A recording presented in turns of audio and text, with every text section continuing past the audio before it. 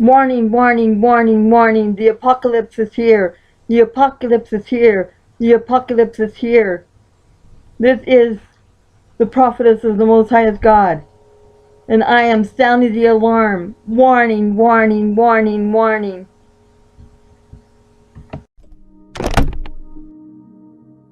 Dramatic images from the Gulf of Mexico show a fire burning in the water. Come look at the screen. You'll never see something like this. It still boggles the mind to look at it. It may look just like a scene from a disaster movie, but this is real. This video captured today when the ocean caught fire in the Gulf of Mexico just west of the Yucatan Peninsula. Those dramatic images of the ocean aflame quickly going viral on social media. Some people calling it an eye of fire, while others said it looked like the portal to hell opening up.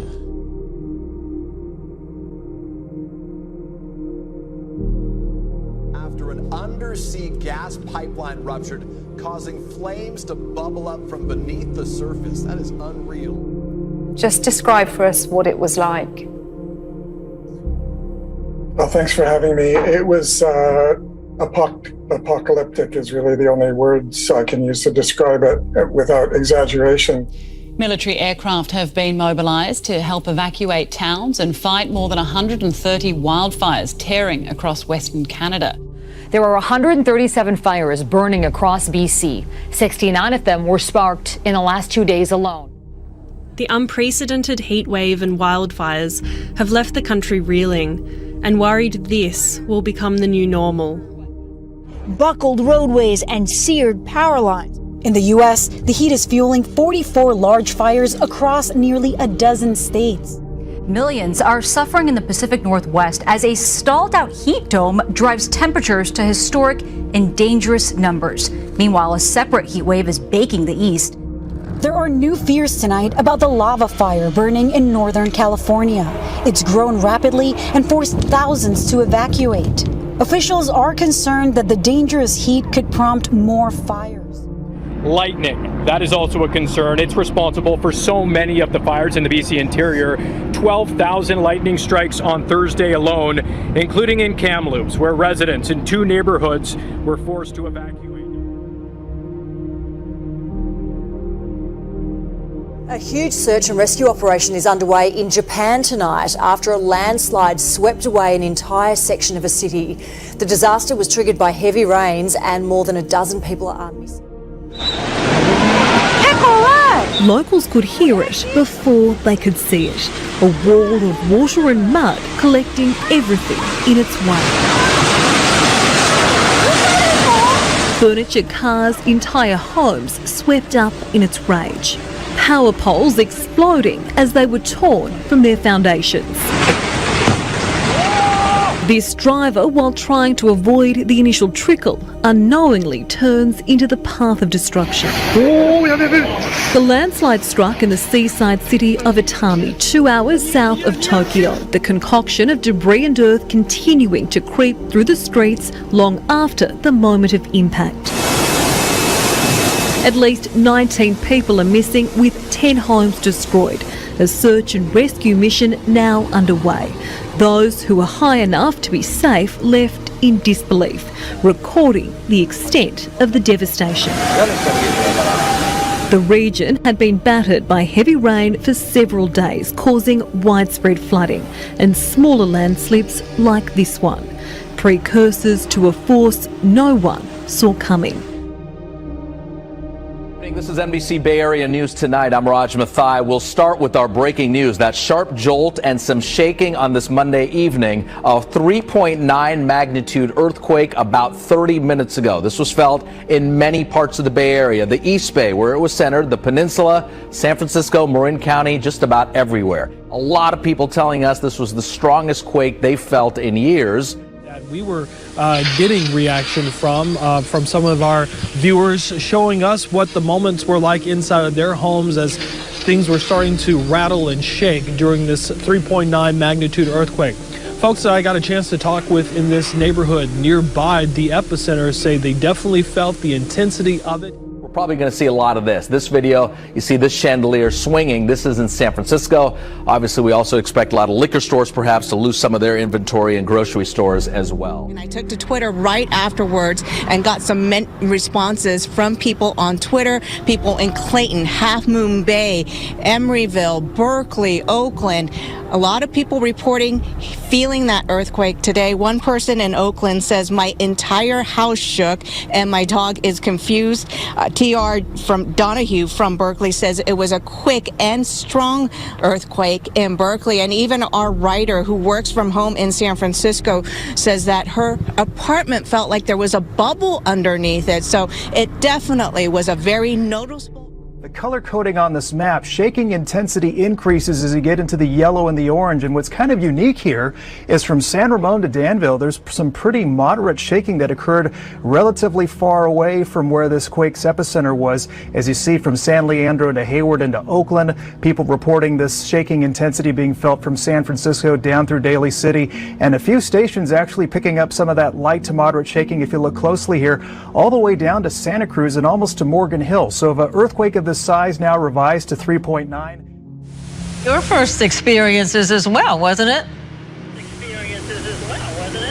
It definitely was. Needless to say, when I was in the Cron 4 newsroom this evening preparing another story, I couldn't believe what was happening in the moment. I had to take a few seconds to really process what was happening.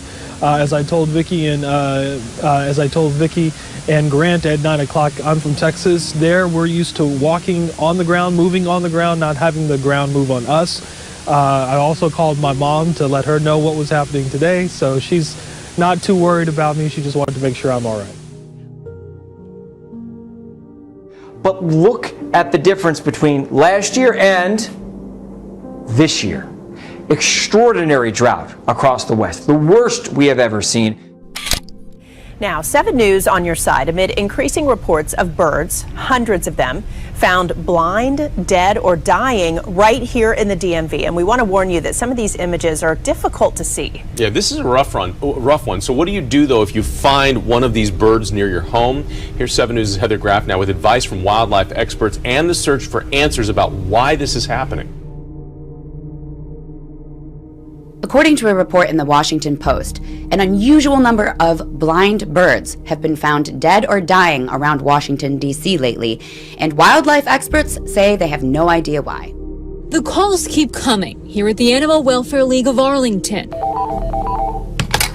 Animal Welfare League of Arlington, how can I help you? Calls from concerned homeowners and neighbors about birds that appear to be blind, their eyes so swollen and crusty with discharge, they're unable to fly. It's really ramped up in the last couple of weeks. So far, the Virginia Department of Wildlife Resources says it's gotten more than 300 reports of dead or dying birds in the Commonwealth, but it's happening in Maryland and the district as well. A 7 News viewer took this video in Rockville, and experts say they're seeing it most often in grackles or blue jays, like you see here. It's mostly concerning because we don't know what it is.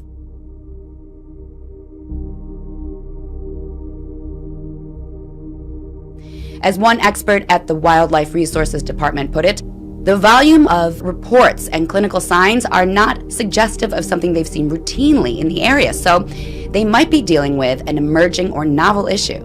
Megan Kirschgessner is Virginia's state wildlife veterinarian and says a long list of agencies throughout the region are working to solve this mystery and to educate the public in the meantime. If there are dead birds in the yard and they need to be picked up, please wear gloves. And experts say these sick birds are also showing neurological signs. So just a bizarre situation. And as you heard, so far, no explanation on the cause of all of this. Experts are asking people to report to their local wildlife agency anytime you see one of these sick or dying birds. Hey guys, yeah, so perhaps you've heard about birds dying or seeming to struggle, either in your neighborhood group chat or unfortunately maybe you came across a dead bird yourself. And so now the question is are the cicadas the cause? It's not impossible that it's not cicada related, but it's not overly likely. He says the birds appear to have neurological issues or vision problems. One Northside resident tells me they found 4 dead birds in their backyard within 2 weeks. Really, the only way that it could be like a cicada-related issue is if it were pesticides or some sort of weird bacterial infection. But interestingly, lots of things, animals are eating cicadas right now. Animals like squirrels and your pets are getting in on the feeding frenzy, yet there are no reports of them being affected like the birds, a key point when tracking down the source of this problem. Something has changed in their environment that's affecting them. Whether it's a man-made cause, whether it's just a breakout. He says younger blue jays and grackles are the primary birds affected. It is hard to speculate long-term, effects of this, because we don't know how many individual animals will be affected, how many won't. Large parts of the northern hemisphere have seen a partial solar eclipse today. The moon traveled directly in front of the sun in what's called an annular eclipse. A rare solar eclipse that astronomers call a ring of fire took a bite out of the sun for more than an hour. Because the moon's so far away from Earth, it didn't block out the whole sun, creating a ring of fire. It's been a long time since we've seen this. Oh yeah, Anthony, the Northeast, you've got to go back to 1959. That's before I was born. The next one, not until 2079. So this was my opportunity, my once-in-a-lifetime opportunity to see it. It did not disappoint. An eclipse at sunrise in the United States. One of nature's most dazzling sights, the moon gliding in front of the sun, taking a bite from the shining disk.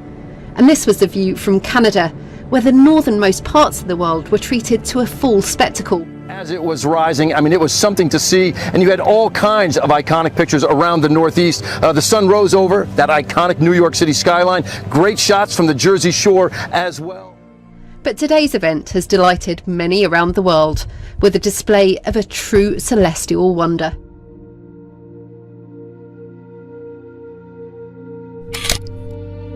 Crippling drought across multiple states. The alarming images tonight of Lake Mead at the Hoover Dam. It's part of the Colorado River system, the water supply for 40 million Americans. Well, by tomorrow, Lake Mead is expected to drop to its lowest level in history.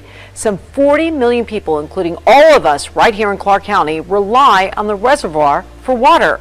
And as ABC's Matt Gutman explains, you may start noticing the effects of the water shortage very soon. Tonight, the images of this mega drought are writ across the Southwest's landscape. Bathtub rings around reservoirs show where the water once was. Boat marinas and fields bone dry. This part of the Colorado River system is a crucial water supply for Las Vegas, Phoenix, and Southern California. It makes the vast agricultural land of the desert Southwest possible. This landscape screams problems to me. Just look at the bathtub rings. To me, that is an enormous wake-up call. Much of the water the dam is supposed to be holding back is gone. This is like a different world. A dangerous heat wave from the northern plains to New England is breaking records while the south faces a severe weather threat. Meanwhile, red flag fire warnings have been posted in several western states where a historic drought is threatening a catastrophic fire season. Nearly 300,000 miles of the Southwest are in exceptional drought, an area bigger than the state of Texas. The before and after pictures at Lake Orville from 2016 to now are striking. Anywhere you look, weather nationwide is at extreme conditions. You've got the drought dominating the West Coast and relentless rains saturating the eastern seaboard. In neighboring Utah, the dry conditions prompted the governor to call for a weekend of prayer. We need more rain, and we need it now. We need some divine intervention. The heat and humidity also produced scattered severe thunderstorms from Alabama to Texas, where a woman's body was recovered after floodwaters swept her car off the road. More than 100 homes were flooded outside of Houston. As the West Coast thirsts for rain, with lakes dipping to their lowest level in decades, people on the East Coast are getting hit with blinding downpours. This video from North Carolina showing what drivers faced on Interstate 95 south of Raleigh as severe storms moved through the area. California's drought isn't just posing wildfire danger, it is also threatening a species of salmon. Because the state experienced one of the driest years on record, waterways that would normally carry young salmon out to sea are now hotbeds of dirt and dust. I'm standing currently 40 feet underwater, or should be standing 40 feet underwater. Governor Gavin Newsom declared a drought emergency from a cracked lake bed in April. The hots are getting hotter, the dries are getting drier. Iconic Chinook salmon need cold, running water to survive. They hatch in rivers, then migrate to the sea to mature. After a couple years, they swim back to where life began, to reproduce or spawn. But this year, studies show fish born in the wild will likely die. Just a quick look. One story has caught my eye. This is in the Telegraph, and there's a new telescope that has detected hundreds of mysterious radio bursts from space, prompting a string of theories about where they're coming from. So fast radio bursts, very short, very intense pulses of radio waves, first discovered in 2007, but there's been a whole load of them found recently. The Canadian Hydrogen Intensity Mapping Experiment, known as CHIME. That is easier. They've been using a radio telescope in British Columbia. 535 new FRBs, these pulses, in a 12-month period, 2018-2019. Is someone sending us a message from out there? Have they established whether or not that is the case? No. Oh. No, they haven't. How do they know if it's not just a glitch in the machinery? Well, they say it's more than that, but something is happening out there. Something happening out there. Just by way of information, a lot of people are interested in UFOs. Apparently, I wasn't aware of this. Very shortly, the government is about to release, which they do periodically, their UFO investigations, which sort of remain behind closed doors. That's coming out soon. Yeah. Yeah. So, who knows? People of the world, this is God's judgment. Can't you see? This is God's judgment. Brothers and sisters, body of Christ, we are to get down on our knees and pray, pray, pray, pray, pray, pray, pray, pray. For this is God's judgment. As I said, these are the things that the Word of God says in Revelation. The apocalypse is here.